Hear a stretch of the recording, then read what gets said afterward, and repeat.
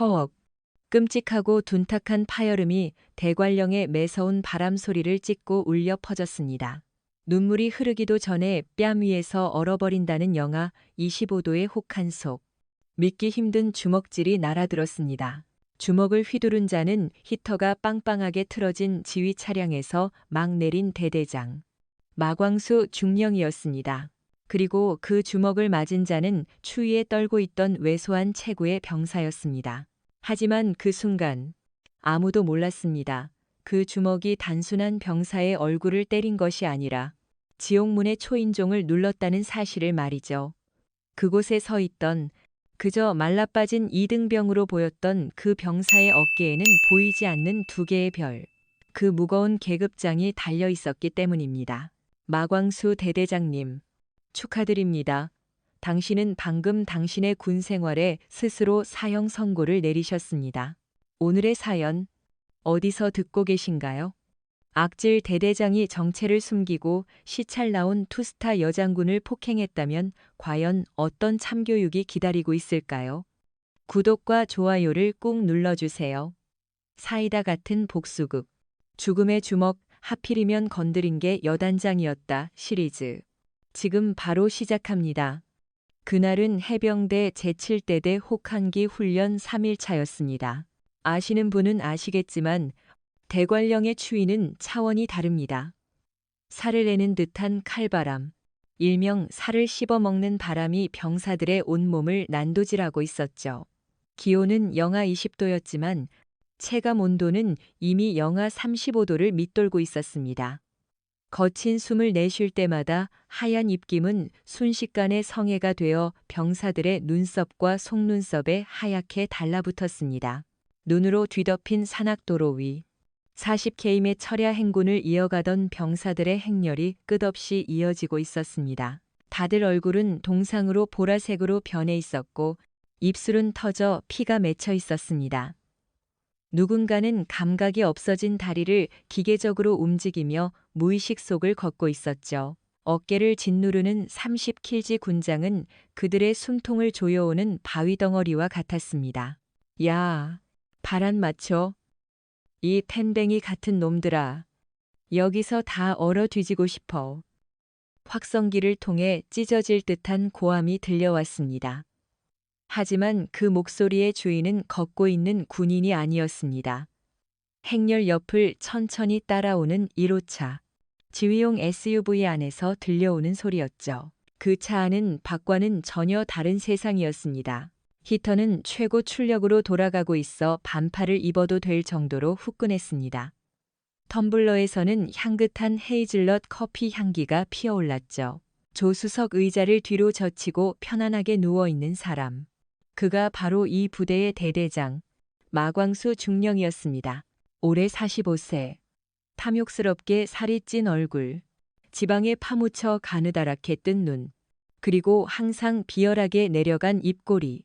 군단 내에서 그는 지휘력보다는 약자에게 강하고 강자에게 약한 강약강, 처세술로 유명한 인간이었습니다. 윗선에는 꼬리를 흔드는 개였지만 병사들에게는 악마 그 자체였죠. 채채, 저 한심한 꼴들 좀 봐라. 마광수는 따뜻한 커피를 홀짝이며 창밖을 내다보고 혀를 찼습니다. 고작 이거 걷고 숨 넘어가는 소리를 내. 해병대 정신은 다 어디다 팔아먹었어. 라떼는 말이야.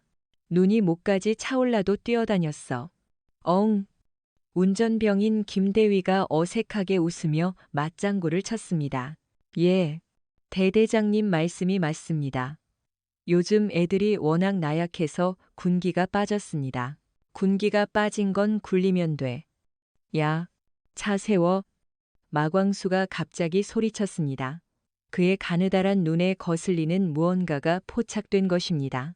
행렬의 맨 뒤, 왜소한 체구의 병사 하나가 다리를 절뚝이며 걷고 있었습니다.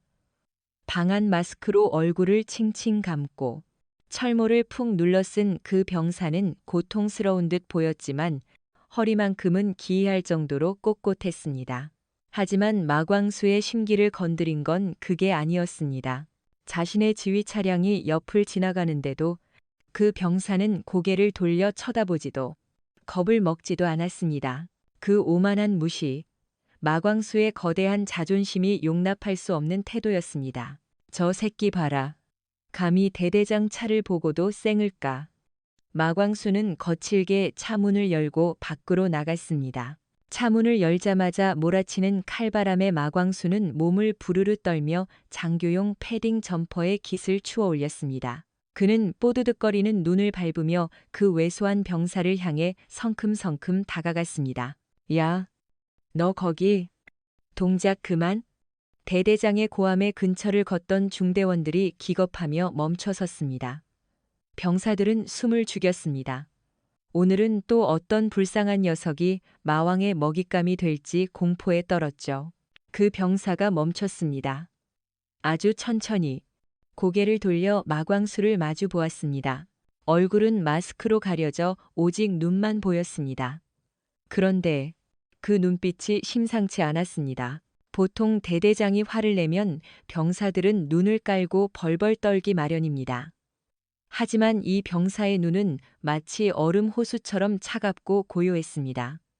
두려움은커녕 오히려 상대를 평가하는 듯한 눈빛이었죠. 귀 먹었냐? 대대장 차가 지나가는데 경례도 안 해. 너 소속 어디야? 관등 성명 안 돼. 마광수가 하얀 입김을 내뿜으며 고래고래 소리를 질렀습니다. 병사는 침묵했습니다. 그저 마광수의 가슴에 달린 명찰을 뚫어져라 쳐다볼 뿐이었습니다. 그 시선에 마광수는 마치 발가벗겨진 듯한 불쾌함을 느꼈습니다.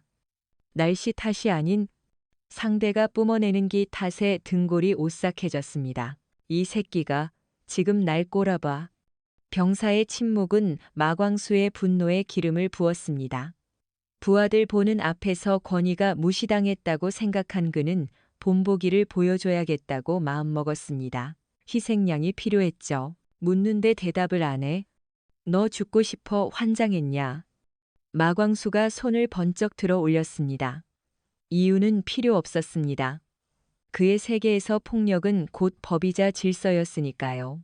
병사들은 감히 피하지 못하고 맞아야 한다는 게 그의 상식이었습니다. 그리고 퍽! 묵직한 라이트 훅이 병사의 얼굴에 꽂혔습니다. 장교용 가죽 장갑이 마스크 위를 강타하는 소리가 적막한 설산에 울려 퍼졌습니다. 주변의 병사들은 경악했습니다. 훈련 중에 그것도 대낮에 대대장이 병사를 구타하다니. 충격으로 병사는 비틀거리며 두 걸음 뒤로 물러났습니다. 철모가 삐뚤어졌고 녹색 방한 마스크 위로 붉은 선혈이 배어나오기 시작했습니다. 하얀 눈 위에 떨어진 핏방울이 선명했습니다. 마광수는 얼얼한 주먹을 문지르며 비릿한 웃음을 흘렸습니다.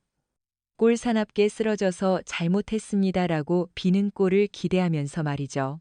봤냐? 군기가 빠진 놈한텐 매가 약이야. 군대란 곳은 말이야. 고개를 숙일 줄 알아야. 하지만 마광수의 말은 끝까지 이어지지 못했습니다. 목구멍에서 턱하고 막혀버렸죠. 그 병사가 쓰러지지 않았기 때문입니다. 그는 혹은 그녀는 다시 중심을 잡고 바로 섰습니다. 그리고 손등으로 입가의 피를 아주 태연하게 쓱 닦아냈습니다. 그 동작은 소름 끼칠 정도로 침착했습니다. 병사가 천천히 고개를 들어 삐뚤어진 철모를 고쳤었습니다. 그 눈빛이 다시 한번 마광수를 조준했습니다. 이번엔 단순한 평가가 아니었습니다. 그것은 단죄였습니다.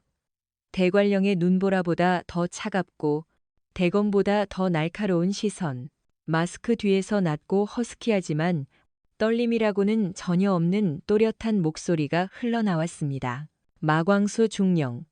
군번 19-7304. 똑똑히 기억해뒀다. 마광수는 얼어붙었습니다. 일개 이등병 따위가 감히 대대장의 군번을 저런 살벌한 어조로 읊조리다니. 너 지금 뭐라고 했어? 마광수는 말을 더듬었습니다. 방금 전까지의 기세는 온데간데 없이 사라지고 알 수 없는 공포가 밀려왔습니다. 병사는 더 이상 대답하지 않았습니다. 그저 바닥에 떨어진 마광수의 장갑을 툭툭 쳐다보고는 몸을 돌려 행군 대열로 돌아갔습니다. 마치 방금 맞은 주먹 따위는 모기한테 물린 것보다 못하다는 듯이 그 병사의 정체. 그녀는 나약한 이등병이 아니었습니다. 국방부 특별수사단장, 군 내부에서 여군 저승사자라 불리는 한지윤 소장. 그녀가 신분을 위장하고 이곳에 잠입해 있었던 것입니다. 마광수 중령은 방금 투스타 장군의 얼굴에 주먹을 날렸습니다. 그것도 자신의 인생을 끝장낼 저승사자의 얼굴에요. 이 건방진 새끼가. 마광수는 얼굴이 벌겋게 달아올라 이를 갈았습니다. 하지만 가슴 깊은 곳에서는 불길한 예감이 스멀스멀 피어올랐습니다. 그는 애써 불안감을 감추며 멍하니 서 있는 병사들에게 소리쳤습니다. 뭘 봐? 구경 났어. 전 병력 구보. 나고 하는 놈은 오늘 저녁 밥 없다. 뛰어. 호루라기 소리가 날카롭게 울리고 행렬은 다시 눈보라 속으로 움직였습니다. 하지만 그 대열 속 마광수가 때린 그 병사의 가슴 속에는 차가운 불꽃이 타오르고 있었습니다. 한지윤은 장갑 낀 주먹을 꽉 쥐었습니다. 입안에서 비릿한 피맛이 느껴졌습니다. 잘 쳤다. 마광수. 그 알량한 권력의 맛을 실컷 즐겨라. 내가 오늘 날린 그 주먹의 대가는 내 목숨값보다 더 비쌀 테니까. 진짜 폭풍은 밖에서 부는 눈보라가 아니었습니다. 지금 이 부대 안에서 이제 막 시작된 폭풍이 진짜였습니다. 다음 이야기가 궁금하신가요? 과연 마광수는 한지윤의 정체를 언제쯤 눈치채게 될까요? 그리고 우리의 여장군은 정체를 드러내기 전까지 또 어떤 수모를 겪으며 복수의 칼날을 갈게 될까요? 댓글로 2부 기다립니다 라고 남겨주세요. 여러분의 응원이 있어야 더 통쾌한 사이다 복수극을 들고 빠르게 찾아옵니다. 그럼 제2부 행렬 속의 이방인에서 만나요. 날카로운 호각 소리가 자욱한 안개를 찢고 울려 퍼졌습니다. 마광수 대대장이 날린 주먹은 눈밭 위에 핏자국뿐만 아니라 중대 전체에 숨막히는 공포를 남겼습니다. 거친 숨을 몰아쉬는 병사들은 힐끔힐끔 방금 구타당한 그 신병을 쳐다보았습니다. 한지윤. 아니 지금은 이등병 박인 그녀는 묵묵히 군장끈을 고쳐맸습니다. 영하 30도의 혹한이 얇은 전투복을 뚫고 뼈까지 파고들었지만 그녀의 눈빛은 히터를 틀고 차에 오르는 마광수의 등짝보다 더 차가웠습니다. 그녀는 알고 있었습니다. 방금 그 주먹질은 시작에 불과하다는 것을요. 전 병력 주목. 한 놈의 군기가 빠져서 전체가 개판이다. 연대 책임이다. 눈밭 포복 500m 실시. 당장 실시해. 지휘 차량의 확성기에서 벼락 같은 고함이 떨어졌습니다. 억울한 신음이 새어나왔지만 누구도 감히 토를 달 수 없었습니다. 엎드려. 동작 안 빨라. 수백 명의 병사들이 무거운 군장을 맨 채 얼음장 같은 눈밭 위로 몸을 던졌습니다.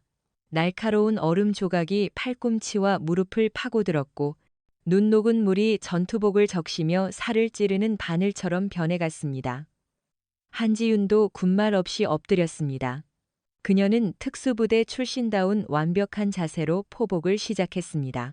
이를 악물고 체력을 갉아먹는 추위를 견디며 그녀의 귀는 옆에서 천천히 따라오는 지휘 차량의 소리에 집중했습니다. 크아하하. 저것들 꼬라지 좀 봐. 꼭 죽어가는 벌레 새끼들 같네. 창문을 살짝 내린 차 안에서 마광수의 비열한 웃음소리가 들려왔습니다. 그는 핸드폰으로 동영상을 찍으며 옆에 앉은 김 대위에게 낄낄거렸습니다. 이거 동기들 단톡방에 올려야겠다. 마 대대장의 위험이라고 제목 달아서 말이야. 한지윤은 그 모든 말을 뇌리에 새겼습니다. 그녀는 지금 벌을 받는 병사가 아니었습니다.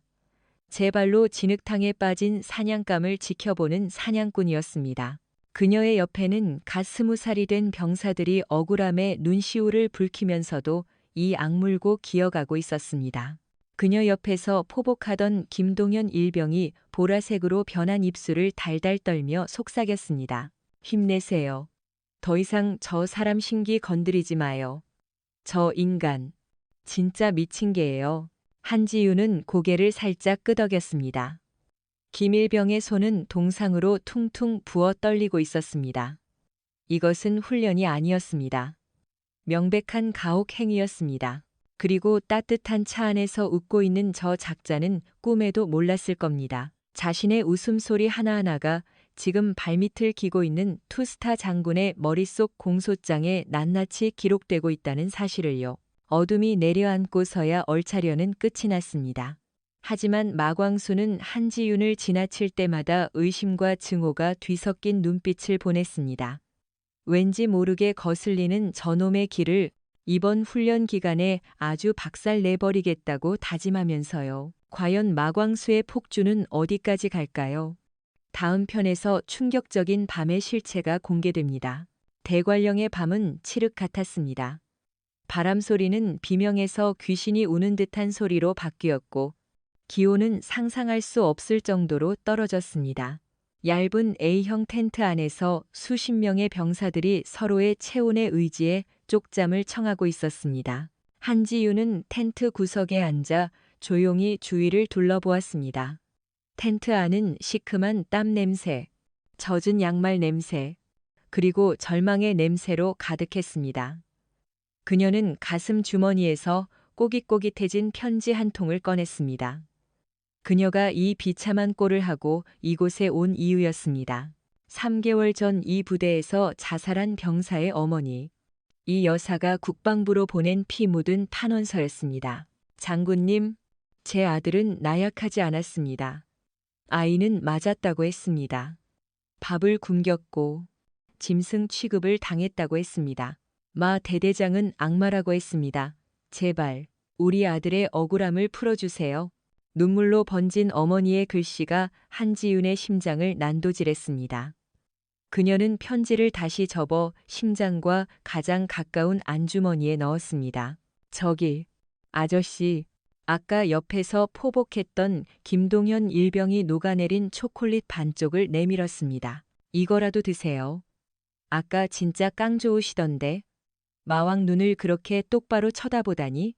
다음부턴 그러지 마요. 진짜 죽어요. 한지윤은 초콜릿을 바라보다가 소년의 터진 손등을 보았습니다. 그녀는 초콜릿을 받아 입에 넣었습니다. 씁쓸하고 단 맛이 혀끝에 퍼졌습니다. 고맙다. 근데 왜 상급 부대에 신고 안 해? 그녀가 쉰 목소리로 물었습니다. 텐트 안이 조용해졌습니다. 한 중사가 쓴 웃음을 지으며 한숨을 내쉬었습니다. 신고, 누가 들어줘요? 마광수 저 인간. 뒷배가 엄청나요. 저번에 사단에 찌르네 있었는데 서류 반려되고 완전 찍혀서. 말도 마쇼. 여기선 저 인간이 법이에요. 군법도 위병소는 못 넘어요. 한지윤은 얇은 모포 밑에서 주먹을 꽉 쥐었습니다. 뒷배가 엄청나다. 그래, 그 우산이 얼마나 큰지 한번 보자. 그녀는 마지막 남은 핫팩을 뜯어 기침을 하는 김일병의 등 뒤에 몰래 붙여주었습니다. 텐트 밖은 여전히 바람이 울부짖고 있었습니다. 하지만 바람 소리보다 더 소름 끼치는 건 멀지 않은 지휘 통제 텐트에서 들려오는 고기 굽는 냄새와 술잔 부딪히는 소리였습니다. 삶과 죽음, 향락과 고통의 잔인한 대비가 그 어느 때보다 선명하게 다가왔습니다. 병사들이 굶주릴 때 고기 파티를 벌이는 지휘관. 과연 그 끝은 어떨까요? 다음 날 아침, 식사 추진을 알리는 종소리가 울렸습니다. 병사들은 허기와 추위에 떨며 배식차 앞에 길게 줄을 섰습니다. 차례가 되어 식판을 받아든 한지윤은 말문이 막혔습니다. 너무 오래 밖에 놔두어 돌덩이처럼 얼어버린 쌀밥 한 덩이. 멀건 국물에 콩나물 대가리 몇 개가 떠다니는 맹물 같은 국. 고기는커녕 기름기조차 없었습니다. 반찬이라곤 싸구려 쉰내나는 단무지 몇 조각뿐. 이걸 사람 먹으라고 준 건가? 한지윤이 차가운 식판을 꽉 쥐며 중얼거렸습니다. 빨리 받고 꺼져. 줄 밀리잖아. 취사병이 짜증스럽게 소리쳤습니다. 대대장님이 이번 달 부식비 삭감돼서 아끼라고 했어. 부식비 삭감. 한지윤은 눈을 가늘게 뜨고 지휘 텐트 쪽을 바라보았습니다. 당번병들이 치우고 있는 쓰레기 더미에는 빈 소주병, 피자 박스, 그리고 최고급 한우갈비 뼈다귀가 뒹굴고 있었습니다. 병사들의 밥값을 떼어 먹고 제 배를 채운 겁니다. 그녀는 식판을 들고 자리에 앉아 억지로 언밥을 깨물었습니다. 양초를 씹는 것처럼 딱딱하고 차가웠습니다. 주변의 어린 병사들은 그마저도 없어서 허겁지겁 삼키고 있었습니다. 목이 메어 눈물을 글썽이는 아이들도 보였습니다. 한창 먹고 운동해야 할 나이에 가축만도 못한 대우를 받고 있는 것입니다. 그때 마광수가 뒷짐을 지고 나타났습니다. 이쑤시개로 이를 쑤시며 어젯밤의 숙취로 얼굴이 벌겋게 달아올라 있었습니다. 그는 한지윤 앞에 멈춰 서서 식판을 내려다보며 비웃었습니다. 어때? 꿀맛이지. 군대란 건 이렇게 헝그리 정신이 있어야 하는 거야. 어디서 사회 물 안 빠져가지고 반찬 투정이야. 그는 몸을 숙여 한지윤의 귀에 속삭였습니다.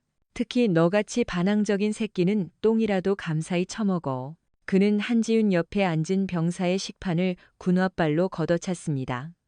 국물이 병사의 바지에 튀었습니다. 밥 처먹는 속도 봐라. 동작 안 빠르냐? 다 치우고 5분 내로 집합해. 한지윤은 대꾸하지 않았습니다. 대신 아무도 보지 않을 때 품에서 작은 지퍼백을 꺼내 밥과 국물을 조금씩 담았습니다. 이것은 잔반이 아니었습니다. 가장 파렴치한 횡령. 병사들의 밥그릇을 건드린 결정적인 물증이었습니다. 돌아서는 마광수의 등 뒤로 한지윤의 눈빛이 수술용 메스처럼 번뜩였습니다. 저 인간. 어젯밤의 고기 파티가 군인으로서 마지막 만찬이었다는 걸 곧 알게 될 것입니다. 하지만 그 전에 진짜 생사가 걸린 비극이 기다리고 있었습니다. 이제 훈련은 죽음의 행군으로 이어집니다. 그곳에서 무슨 일이 벌어질까요? 행군 대열은 악명 높은 독수리 고개에 도착했습니다. 깎아지른 절벽과 불안정한 눈층으로 유명한 험지였습니다. 규정상 적설량이 30cm가 넘으면 우회로를 이용해야 했습니다. 하지만 마광수의 생각은 달랐습니다. 사단장에게 잘 보이기 위해 예정보다 일찍 복귀하고 싶었기 때문입니다. 지름길인 절벽 코스로 돌파한다. 여기서 3시간 단축한다. 전 병력 좌측으로. 작전 장교가 사색이 되어 말렸습니다. 대대장님, 그쪽은 지금 결빙 구간이고 밑은 낭떠러지입니다. 낙상 사고 위험이 너무 큽니다. 닥쳐. 지휘관은 나야. 너야. 겁쟁이 새끼들은 집에 가서 엄마 젖이나 더 먹고 와. 돌격 앞으로. 마광수는 모든 경고를 무시하고 병사들을 벼랑 끝 좁은 길로 몰아넣었습니다. 바람은 더욱 거세졌습니다. 길폭은 고작 1m 남짓, 한쪽은 암벽이고 한쪽은 끝을 알 수 없는 하얀 낭떠러지였습니다. 병사들은 로프 하나의 의지의 개처럼 옆으로 이동했습니다. 한지윤은 대열 중간에서 발밑에 눈을 예의주시했습니다. 눈이 푸석푸석한 게 집안이 약해 보였습니다. 그때였습니다. 으악! 비명소리가 협곡을 울렸습니다. 한지윤 바로 앞서가던 김동현 일병이 미끄러진 것입니다.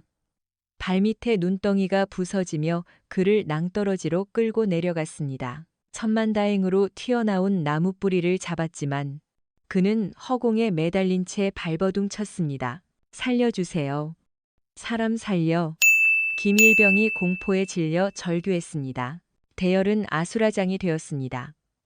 안전한 우회로로 미리 가서 쌍안경으로 지켜보던 마광수는 구조 명령을 내리는 대신 무전기에 대고 욕설을 퍼부었습니다. 아우, 저 고문관 새끼. 걷는 것 하나 제대로 못해. 야, 쟤 때문에 시간 지체하지 말고 버리고 가. 멍청한 놈은 죽어도 싸. 피도 눈물도 없는 잔인함. 그는 병사를 버리라고 했습니다. 하지만 그는 몰랐습니다. 그 대열 속에 절대로 전우를 포기하지 않는 한 사람이 있다는 것을. 절체절명의 위기. 과연 김일병은 구조될 수 있을까요? 모두가 공포에 질려 얼어붙어 있을 때 한 그림자가 화살처럼 튀어나갔습니다. 한지윤이었습니다. 그녀는 군장을 벗어던지고 벼락같이 절벽 끝으로 몸을 날렸습니다. 망설임 없이 눈밭에 배를 깔고 손을 뻗어 나무 뿌리가 부러지기 직전 김동현 일병의 손목을 낚아챘습니다. 놓지 마. 나 봐. 내 눈을 봐. 한지윤이 바람 소리를 뚫고 소리쳤습니다. 성인 남성의 체중과 군장의 무게가 한지윤의 한쪽 팔에 쏠렸습니다. 그녀의 몸이 절벽 쪽으로 질질 끌려 내려갔습니다. 어깨가 빠질 듯한 고통이 밀려왔지만 그녀는 이를 악물었습니다. 당겨. 멍청이 있지 말고 다 같이 당겨. 그녀가 뒤에 서 있는 병사들을 향해 고함쳤습니다. 그녀의 압도적인 기백과 명령은 병사들의 본능을 깨웠습니다. 그들은 달려들어 한지윤의 다리를 잡고 인간 사슬을 만들어 필사적으로 당기기 시작했습니다. 영차, 영차, 끌어올려. 숨막히는 사투 끝에 김동현 일병이 안전한 곳으로 끌려 올라왔습니다. 얼굴이 백지장처럼 질린 병사는 한지윤을 끌어안고 엉엉 울음을 터뜨렸습니다. 한지윤은 거친 숨을 몰아쉬며 떨리는 손으로 병사의 어깨를 두드렸습니다. 살았다, 괜찮아. 멀리서 쌍안경으로 이를 지켜보던 마광수의 얼굴이 일그러졌습니다. 안도감 대신 모멸감이 치밀어 올랐습니다. 감히 이등병 주제에 영웅놀이를 해. 내 명령을 무시하고 지휘를 해. 그의 비뚤어진 자존심에 상처가 났습니다. 저 건방진 새끼. 감히 내 앞에서 튀어. 마광수는 이를 갈았습니다. 그래. 영웅놀이가 하고 싶다 이거지. 아주 죽을 때까지 영웅으로 만들어주마. 그의 머릿속에서 추악한 보복 계획이 세워졌습니다. 마광수의 치졸한 복수. 한지윤은 과연 버텨낼 수 있을까요? 대열이 재정비되자마자 마광수가 차에서 내려 한지윤에게 성큼성큼 다가왔습니다. 칭찬은커녕 그는 삿대질을 해댔습니다. 야, 너 이 새끼. 누가 내 맘대로 대열 이탈하래. 대대장 명령 없이 설치는 게 영웅인 줄 알아. 병사들은 경악했습니다. 사람을 살렸는데 징계라니요. 김일병이 힘들어서 짐을 못 지겠단다. 그러니까 네가 그 잘난 영웅님이 대신 들어. 마광수가 차갑게 명령했습니다. 그리고 정신교육 차원에서 너는 맨 뒤에서 나고자 수습하며 따라와. 군장 2개. 합이 60kg이다. 해지기 전까지 부대 복귀 못하면 오늘 전 중대 저녁밥 없다. 실시. 눈이 무릎까지 쌓인 산악지형에서 60kg 군장을 메고 걷는 것. 이것은 벌이 아니었습니다. 간접 살인 명령이었습니다. 주변 병사들이 웅성거리며 항의하려 했지만 마광수의 살벌한 눈빛에 입을 다물었습니다. 한지윤은 마광수를 똑바로 응시했습니다. 비굴하게 빌지도 변명하지도 않았습니다. 그녀는 묵묵히 김일병의 군장을 들어 자신의 군장 위에 얹었습니다. 엄청난 무게가 짓누르자 군화가 눈 속 깊이 파묻혔습니다. 하지만 그녀의 허리는 꺾이지 않았습니다. 알겠습니다. 대대장님. 그녀의 목소리는 기이할 정도로 침착했습니다. 그녀가 발을 뗐습니다. 한 걸음 한 걸음이 중력과의 전쟁이었습니다. 땀이 비 오듯 쏟아져 속옷 안에서 얼어붙었고 폐가 찢어질 듯 아팠습니다. 하지만 거대한 짐을 지고 눈보라 속을 묵묵히 걸어가는 작은 거인의 뒷모습은 지켜보는 병사들의 가슴 속에 뜨거운 분노의 불꽃을 지폈습니다.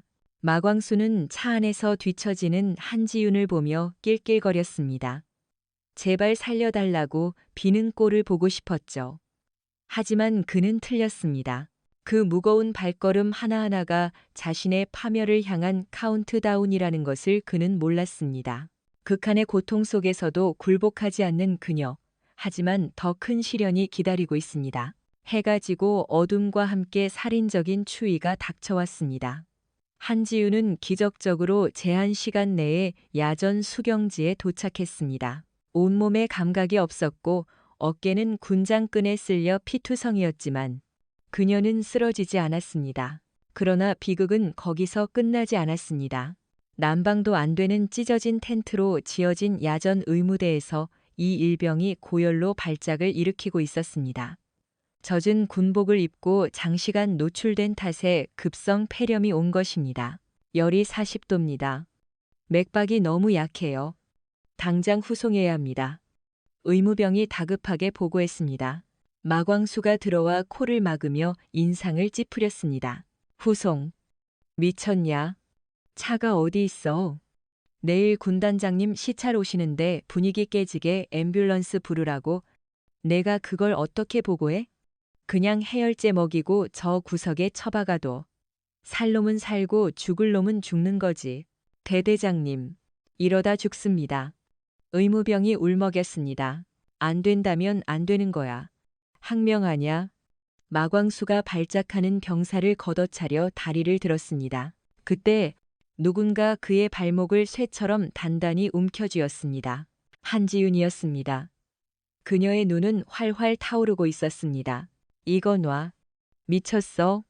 마광수가 비명을 질렀습니다. 헬기 불러, 당장. 한지윤의 목소리는 더 이상 이등병의 것이 아니었습니다. 그것은 절대적인 명령이었습니다. 안 부르면 평생 후회하게 될 거야. 이게 돌았나? 감히 나한테 명령을 해. 이성을 잃은 마광수는 허리춤에서 권총을 뽑아 한지윤의 머리에 겨눴습니다. 즉결 처형당하고 싶냐? 쏴 죽여버린다. 의무대 안이 얼어붙었습니다. 차가운 총구가 한지윤의 이마를 눌렀습니다. 하지만 그녀는 눈 하나 깜짝하지 않았습니다. 퍽. 마광수는 방아쇠를 당기는 대신 권총 손잡이로 한지윤의 얼굴을 후려갈겼습니다. 그녀의 코에서 쌍코피가 터졌습니다. 이것들 묶어 장작 창고에 처박아둬. 내일 군단장님 눈에 띄지 않게 꽁꽁 숨기라고. 시찰 끝나면 내가 아주 작사를 내주지. 한지윤은 팔이 뒤로 꺾인 채 끌려갔습니다. 하지만 끌려가면서 그녀는 입안에 고인 피를 마광수의 반짝이는 군화 위에 뱉어버렸습니다. 소리 없는 선전포고였습니다. 창고 문이 닫히고 칠흑 같은 어둠이 찾아왔습니다. 마광수는 자신이 방금 잠자는 용을 가두었다는 사실을, 그리고 내일 그 용이 철장을 부수고 나올 거란 사실을 꿈에도 몰랐습니다. 드디어 반격의 시간이 다가옵니다. 창고 안에서 무슨 일이 벌어질까요? 다음 날 아침, 부대 전체가 벌집을 쑤신 듯 소란스러웠습니다. 청소해. 눈 다 치워. 환영 플래카드 똑바로 달고. 군단장님 오신다. 마광수는 미친 듯이 뛰어다니며 지시를 내렸습니다. 필승. 무적 해병. 같은 가식적인 구호가 나부꼈습니다. 전시용 테이블에는 먹음직스러운 음식들이 세팅되었고 병사들은 손도 못 대는 때깔 좋은 병사들만 앞줄에 세웠습니다. 병들고 다친 병사들은 전부 창고나 산 뒤로 쫓아냈습니다. 완벽한 보여주기식 쇼. 마광수는 다림질이 잘 된 정복을 입고 향수를 뿌려대며 양심의 썩은 냄새를 감췄습니다. 그 시각 춥고 어두운 장작 창고 안. 한지윤은 날카로운 쇠조각으로 밧줄을 끊어냈습니다. 손목이 까져 피가 났지만 고통은 느껴지지 않았습니다. 그녀는 먼저 죽어가는 이 일병에게 자신의 깔깔이 방상내피를 벗어 덮어주며 응급처치를 했습니다. 그리고 창고 가장 깊은 구석으로 물러났습니다. 그녀는 땀에 젖은 러닝셔츠 안쪽 방탄조끼 가슴팍을 뜯어냈습니다. 파란 불빛이 깜빡이는 초소형 군용 위성 통신기가 드러났습니다. 한지윤이 버튼을 눌렀습니다. 코드명 피닉스. 상황 적색 경보 레벨 1.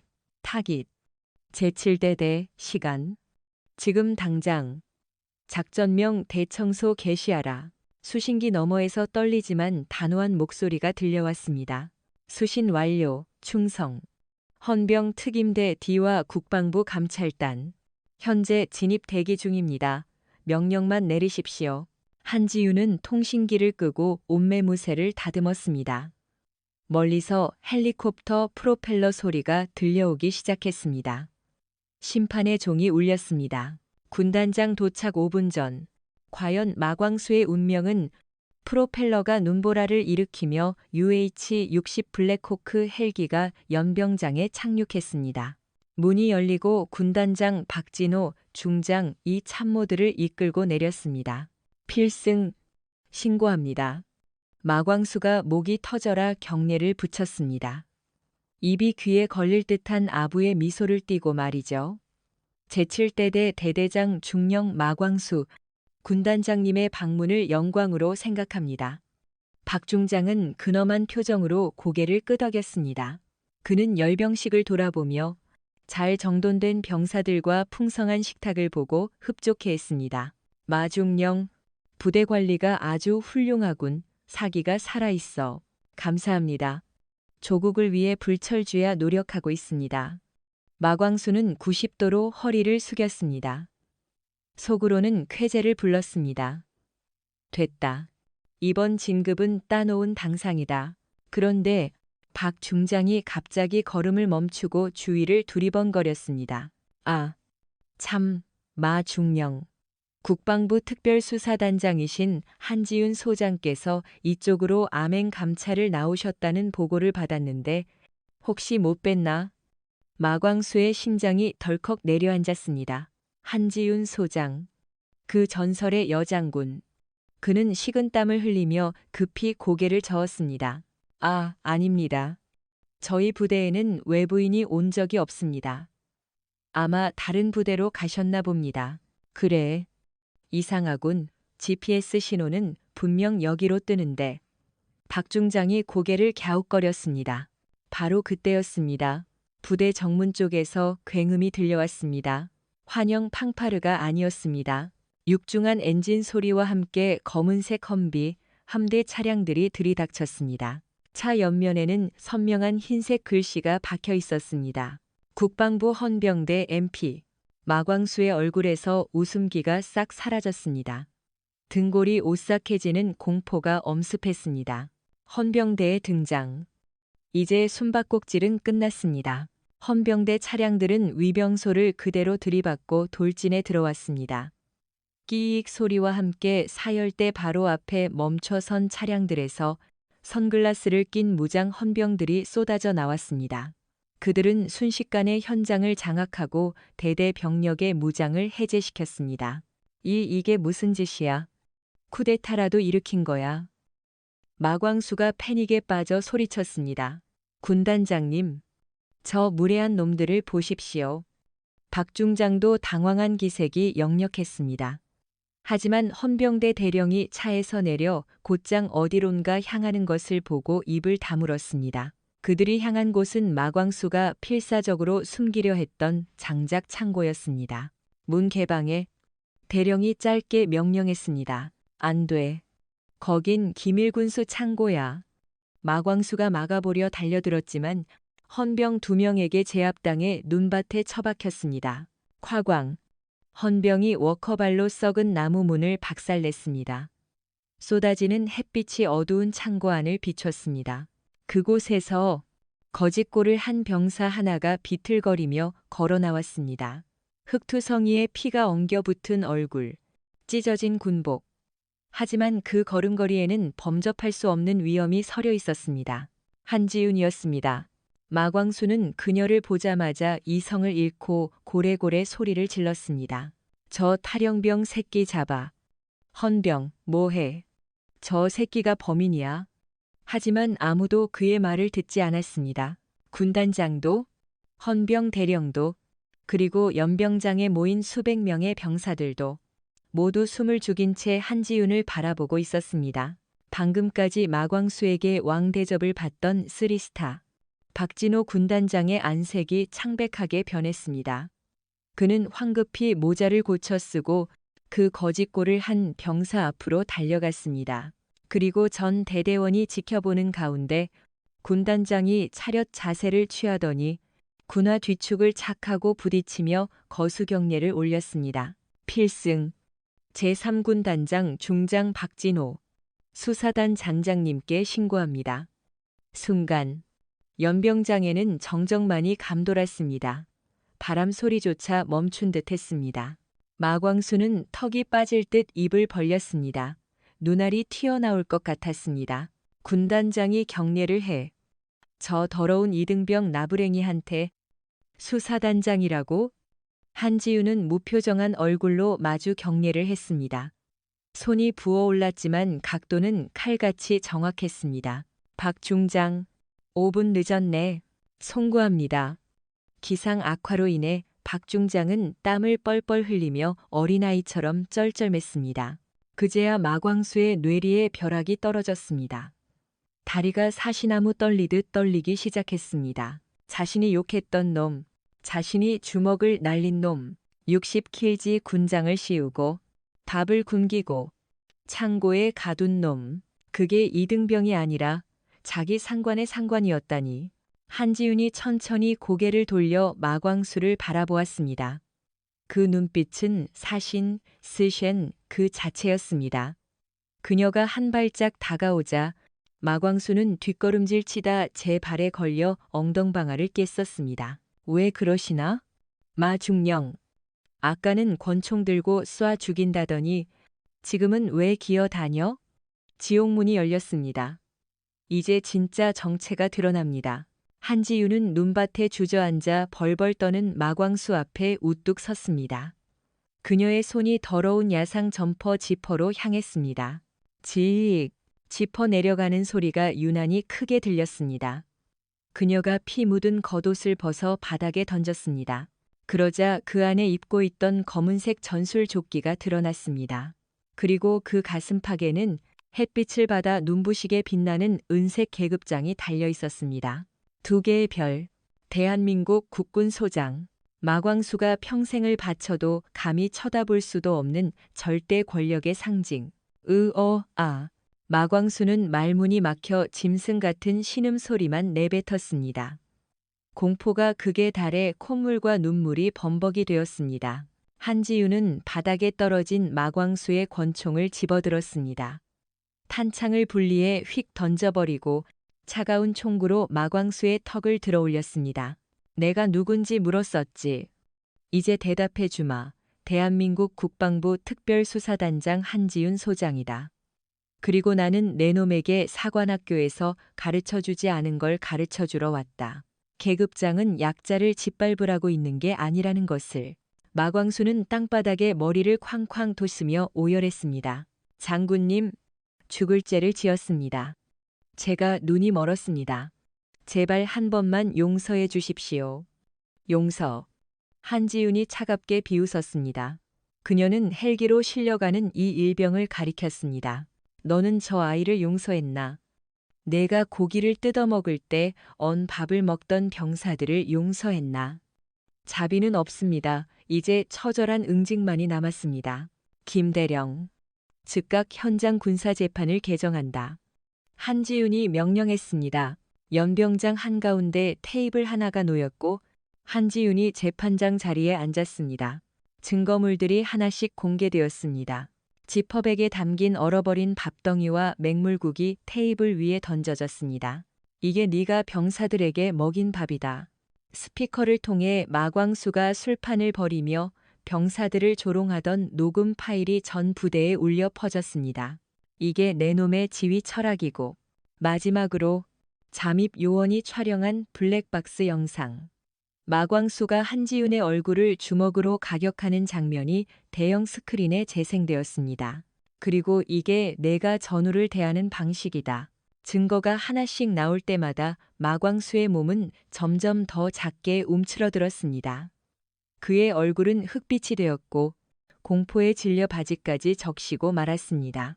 피고인 중령 마광수, 군수품 횡령, 가혹행위, 상해치사 미수, 품위 유지 위반, 그리고 상관 폭행. 한지윤이 자리에서 일어나 판결을 내렸습니다.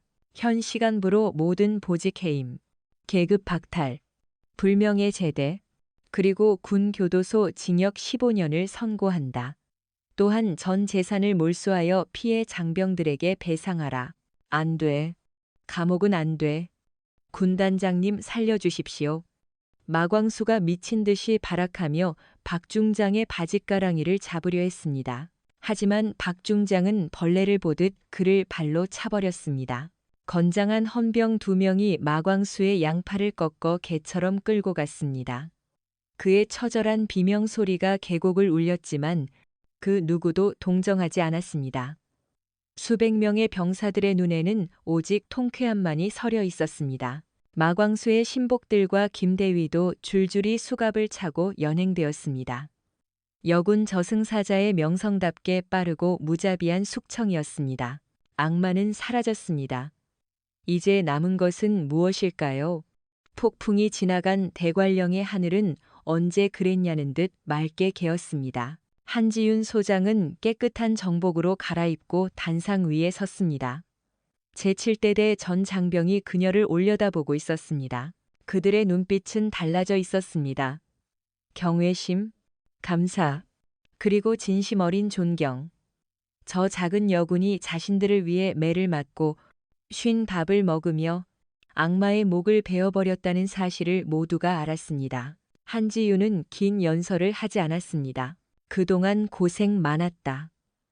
못난 지휘관들 때문에 너희가 겪지 않아도 될 고통을 겪게 해서 미안하다. 투스타 장군이 병사들을 향해 90도로 허리를 숙였습니다.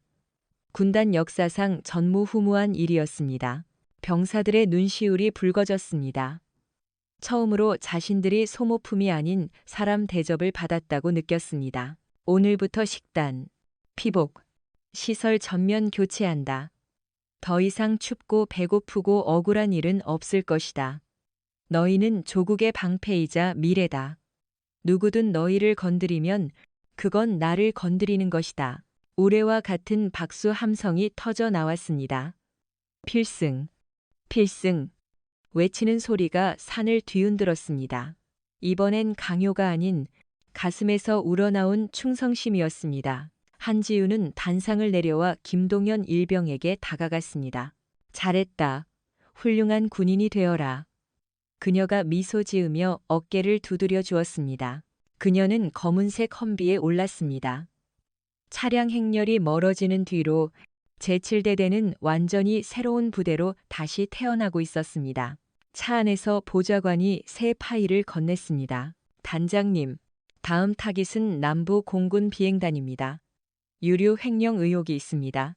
한지윤은 차창 밖을 내다보며 눈빛을 빛냈습니다. 좋아, 준비해. 이번엔 정비병으로 간다. 눈 덮인 산 너머로 사라지는 그녀의 차량. 죽음의 주먹과 암행어사 여장군의 전설은 오늘 밤 내무반에서 병사들의 입을 통해 영원히 전해질 것입니다. 정의는 늦게 올지라도 반드시 강철 주먹을 쥐고 찾아온다는 사실과 함께 말이죠. 여기까지 숨 가쁘게 달려온 죽음의 주먹 시리즈. 재미있게 보셨나요? 마광수의 최후가 마음에 드셨다면 좋아요와 구독, 그리고 댓글로 감상평을 남겨주세요. 여러분의 응원이 다음 사이다 참교육 시리즈를 만드는 큰 힘이 됩니다. 다음 영상에서 더 짜릿한 이야기로 찾아뵙겠습니다. 필승. 오늘 들려드린 대관령의 눈보라보다 더 차갑고 그 속에서 피어난 정의의 불꽃보다 더 뜨거운 이야기. 여러분은 어떻게 들으셨나요? 아마 많은 분들이 마광수 중령이 처절하게 몰락하는 장면에서 가슴 뻥 뚫리는 통쾌함을 느끼셨을 겁니다. 하지만 폭풍이 지나가고 난 뒤의 고요함 속에서 우리는 이 이야기가 단순한 권선징악의 드라마를 넘어 우리 삶에 던지는 아주 묵직한 질문들을 마주하게 됩니다. 오늘 저는 여러분과 함께 이 격정적인 서사 뒤에 숨겨진 삶의 지혜와 인간으로서 우리가 지켜야 할 가치에 대해 깊이 있는 대화를 나눠보고자 합니다. 먼저 이 이야기는 우리에게 진정한 힘이 무엇인지에 대해 묻고 있습니다. 우리는 살아가면서 수많은 마광수를 만납니다.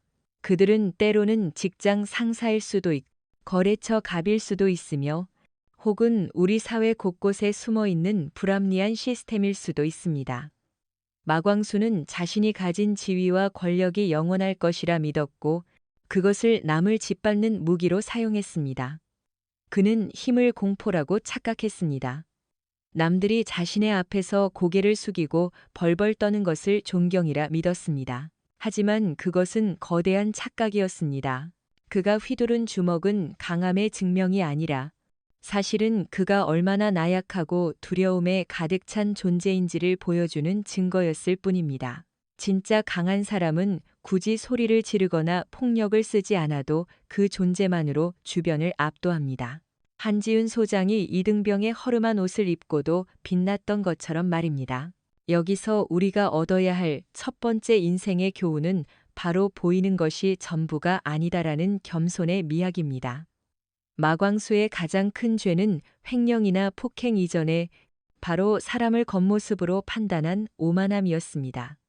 그는 낡은 군복과 마스크 뒤에 숨겨진 투스타 장군의 눈빛을 읽어내지 못했습니다. 우리 삶도 마찬가지입니다.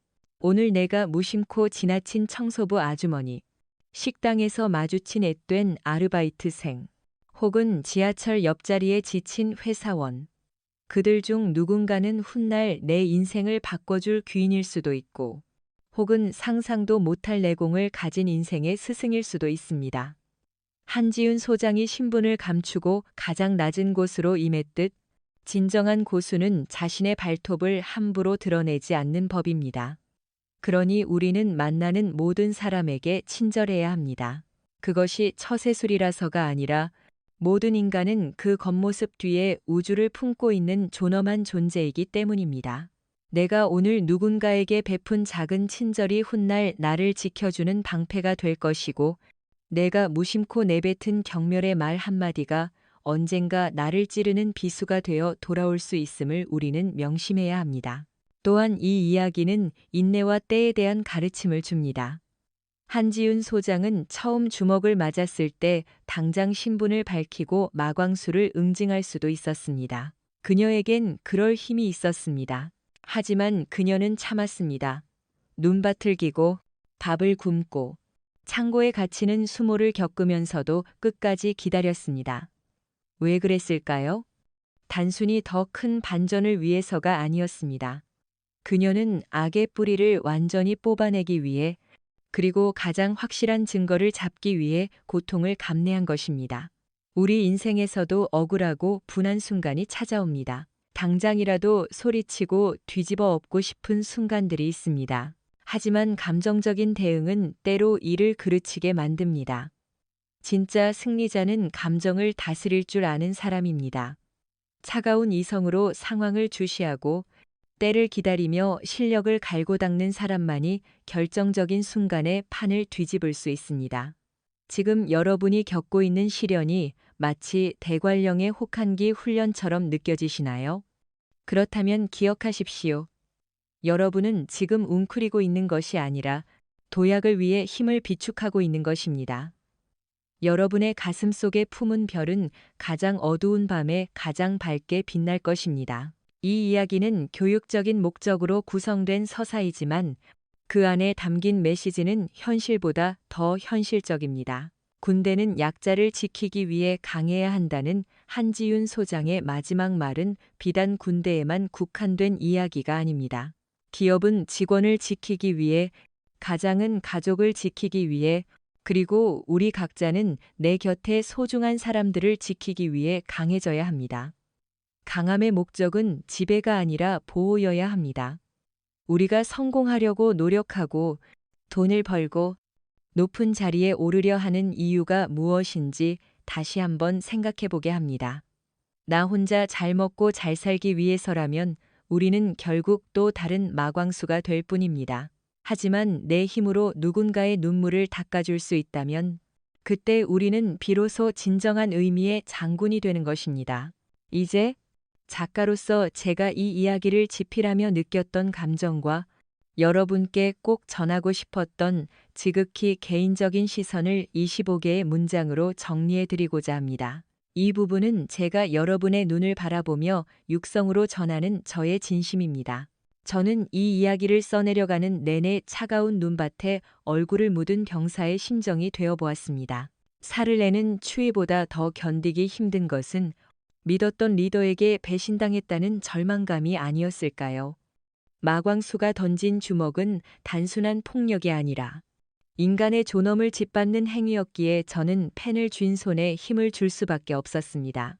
하지만 저는 그 어둠 속에서도 결코 꺼지지 않는 한지윤이라는 불꽃을 보았습니다. 그녀가 흘린 코피는 패배의 흔적이 아니라 불의에 맞서는 용기의 훈장이었습니다. 우리는 살면서 수없이 많은 마광수를 만납니다. 그들은 우리에게 너는 안 돼, 너는 약해, 시키는 대로 해라며 우리의 가능성을 가두려 합니다. 그때마다 우리는 작아지고 때로는 포기하고 싶어집니다. 하지만 여러분, 절대 잊지 마십시오. 여러분 안에는 아직 겉옷을 벗지 않은 투스타 장군이 살고 있습니다. 세상이 여러분을 이등병 취급한다고 해서 여러분 스스로가 자신을 이등병으로 생각해서는 안 됩니다.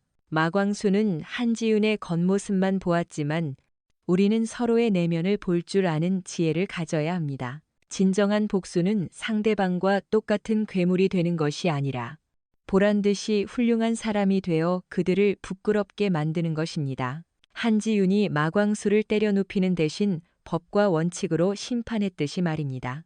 저는 이 이야기의 끝이 단순히 악인의 파멸로 기억되지 않기를 바랍니다.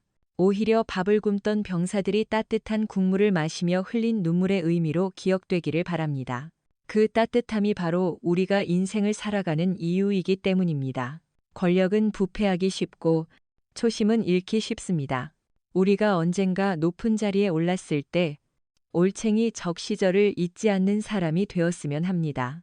내가 춥고 배고팠던 시절을 기억하는 리더만이 타인의 고통에 공감할 수 있습니다. 여러분의 인생이라는 드라마에서 여러분은 어떤 역할을 맡고 계십니까? 혹시 현실에 안주하며 타협하는 방관자는 아닙니까? 아니면 부당함에 맞서 변화를 만들어내는 주인공입니까? 저는 여러분 모두가 자기 인생의 사령관이 되기를 간절히 소망합니다. 비록 지금은 눈보라치는 언덕을 넘고 있을지라도 그 언덕 너머에는 반드시 따뜻한 봄날의 연병장이 기다리고 있을 것입니다. 여러분의 가슴 속에 품은 그 별이 언젠가 세상 밖으로 나와 찬란하게 빛나는 날을 저는 의심치 않고 응원하겠습니다. 사랑하는 청취자 여러분, 이야기는 여기서 끝이 나지만 여러분의 삶은 이제부터 새로운 챕터가 시작됩니다. 오늘 우리가 함께 분노하고 함께 슬퍼하고 마침내 함께 환호했던 이 감정을 잊지 마십시오.